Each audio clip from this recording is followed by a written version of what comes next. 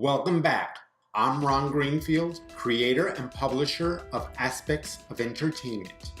In the last video, I gave an overview and some of my beginning thoughts about the creative process.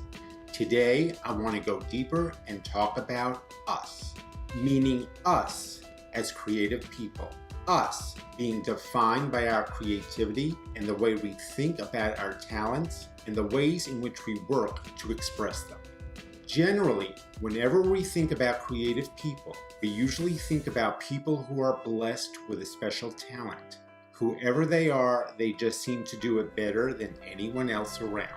With all the creative professions associated with this industry, it comes down to the fact that we all share a common bond.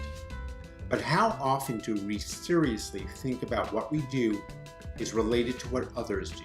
Whether we're a dancer, stand-up comic, or writer, we each have to do the work, put in the time, and give fully of ourselves to perfect our talent or craft. A lot of times we forget about this when we're watching an astounding performance or production, or playing the latest games on our phones and tablets. Throughout my career, I've had the opportunity to work with some really outstanding and accomplished talents, from producers, musicians, and editors, to game developers, actors, and writers.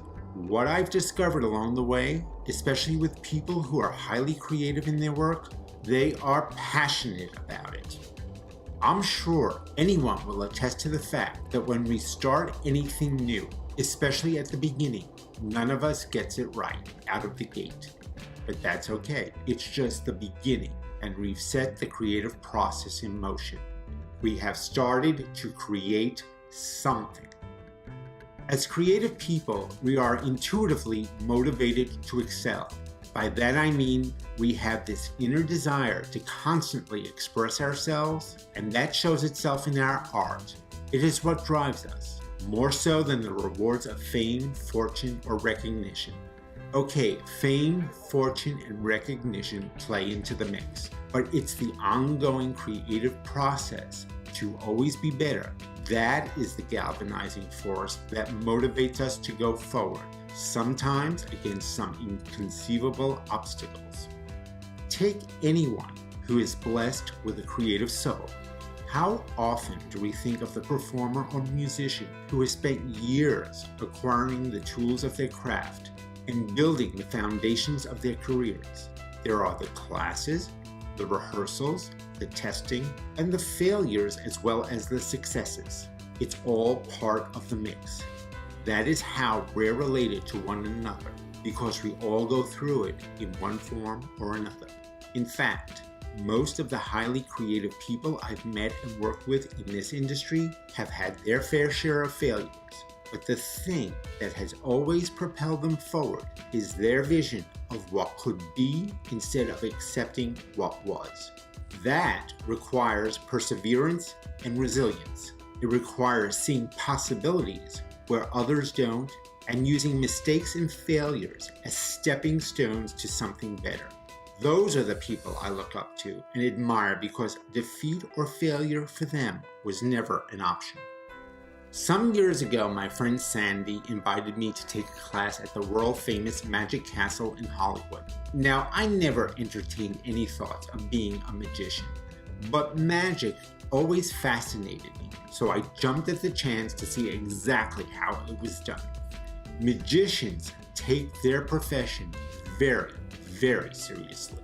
It is not done as a lark or on a whim. In fact, as a prerequisite, I had to sign a non-disclosure agreement that I wouldn't divulge any of the tricks or illusions of the trade I was about to learn.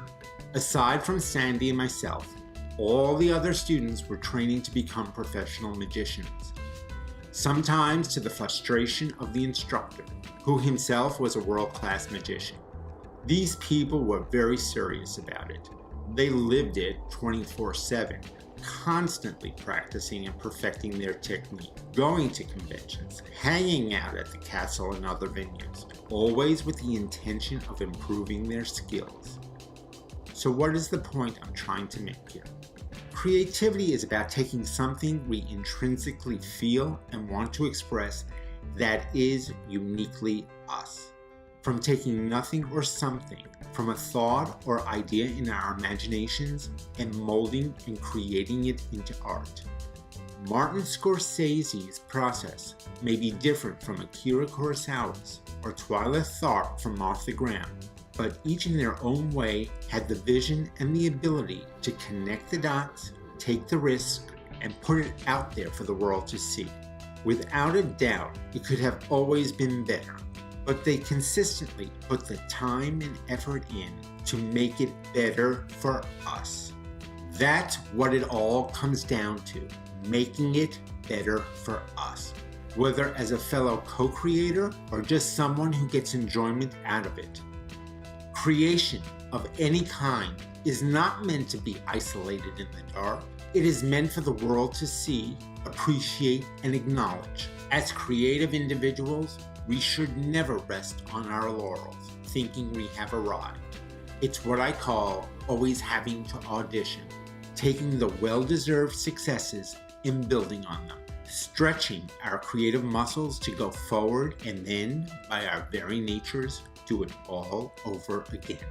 That is how that special dynamic or relationship is established between the creator and the audience to make the connection consciously and unconsciously, always with the expectation and anticipation of something new and innovative.